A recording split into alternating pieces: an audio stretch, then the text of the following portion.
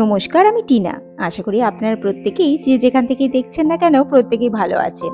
শীতের একদম শুরুতেই বাড়ি থেকে ঘুরে আসার পরেই পালকের চুল কাটা হয়েছিল। তখন তো পার্লারে নিয়ে গিয়ে কাটিয়ে এনেছিলাম, বাট এবারে আর সুযোগ হয়ে উঠছে না পালককে চুল কাটানোর জন্য বাইরে নিয়ে যেতে। তাই এবারে পালকের পাপাই পালকের চুল কেটে দিচ্ছে। প্রথমে তো ট্রিমার চালিয়ে কাটার চেষ্টা চলছিল, কিন্তু সেভাবে মেয়ে কাটতে দিলে তো শুরু করে দিয়েছিল চিৎকার চেঁচামেচি। তারপর কাঁচি দিয়েই পালকের পাপা নাপিতগিরিটা সেরে ফেলেছে। আর আমি তো ওদিকে ওর হাতে কার্টুন ধরিয়ে মোবাইলটা দিয়ে রেখেছিলাম ওকে ব্যস্ত রাখার জন্য। চুল কাটার পরে আমার তো দেখেই মনে হচ্ছিল পালকে ধরে একটু চটকে দিই, কিন্তু ওই যে মেয়েটা বড় হয়ে যাচ্ছে, কিন্তু ভালো মতো যেন আদর করতেই দেয় না, সারাক্ষণ শুধু দুষ্টুমি।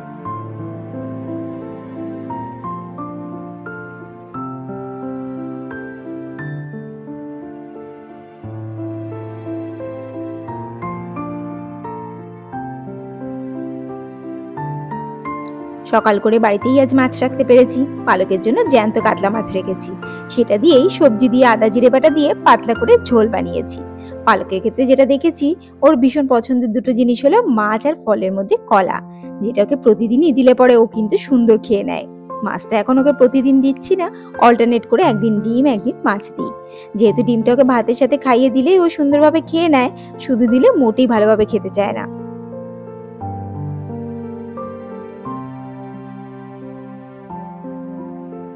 অনেকদিন বাদে আমাদের জন্য আনা হয়েছিল আজ মাটন, যেটাকে ম্যারিনেট করে রেখে দিয়েছি। ভাত রান্না হয়ে গেছে, পালককে লাঞ্চ করিয়ে নিজেদের স্নানটা সেরে পরে মাটনটা রান্না করব। ভাতটা ভালো করে স্ম্যাশ করে মাছটা বেছে সবজিগুলো পাশে নিয়ে নিয়েছি, সাথে মাছের ঝোল। ভাতটা যে পরিমাণে নিয়েছি পুরোটা খাবার পালক কিন্তু শেষ করতে পারেনি, বাট মাছ আর সবজি পুরোটাই শুরুতেই ওকে অল্প অল্প ভাত দিয়ে খাইয়ে দিই। ভাত খুব বেশি পরিমাণে না খেলেও এভাবে খাওয়ালে কিন্তু বাচ্চাদের পেট কিন্তু সুন্দরভাবে ভরে যায়।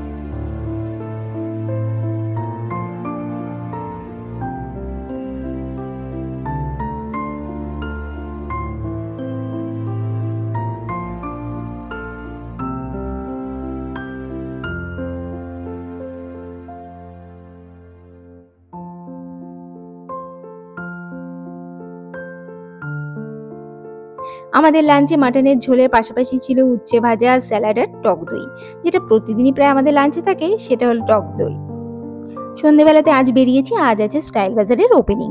999 টাকার কেনাকাটায় গিফট প্রাইজও আছে নাকি, তাই আজকে কোনোভাবে মিস করা যাবে না। ভেতরে ঢুকে দেখি প্রচন্ড ভিড়।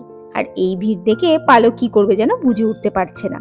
ওর পাপার কোলে মাথা রেখে ঘুরে বেড়াচ্ছে। গেটের বাইরে আবার মানুষ সাজা দেখি ডোরেমন, জোকার এসব দাঁড়িয়ে আছে। পালকের পাপা ওদিকে বিল পেমেন্ট করছে, তো আমরা বাইরে বেরিয়ে এসব দেখছিলাম।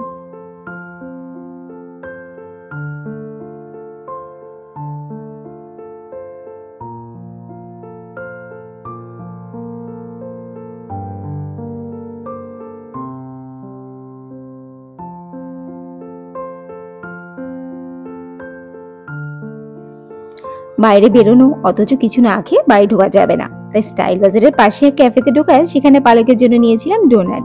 সেখান থেকে পালকের খাওয়া বলতে খুঁটে খুঁটে একটু করে খাওয়া আর কি। সাথে আমাদের জন্য পিৎজা আর একটা বার্গার। খাওয়া দাওয়া সেরে বাড়ি ফিরতে ফিরতে বাজে সন্ধ্যে 7:30।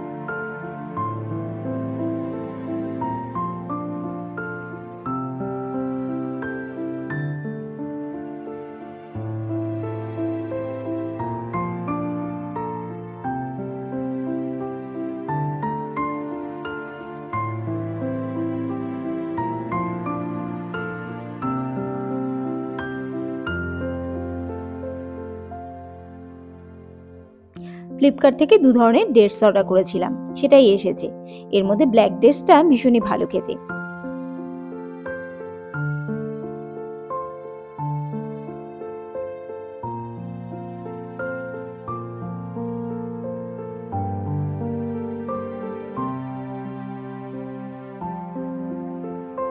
যাই হোক, আমার তো কাজ করার সুযোগ পেলে বসে থাকা চলে না একদমই, তাই ভাবলাম ডিনার বানানোর আগে অকাজের জিনিসটা একটু কাজে লাগাই।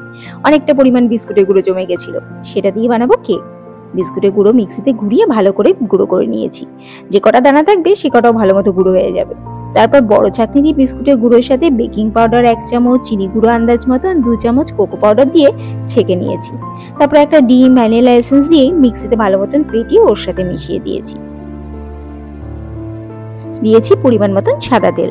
তারপর সমস্ত কিছু ভালো মতন মিশিয়ে নিয়ে কেক প্যানে ঘি ব্রাশ করে ব্যাটারটা দিয়ে কড়াইতে কেক প্যানটা বসিয়ে 40 মিনিট মতন রেখেছিলাম। তাতে কেকটা দেখি সুন্দরভাবে তৈরি হয়ে গেছে, খেতেও কিন্তু ভালোই লেগেছে।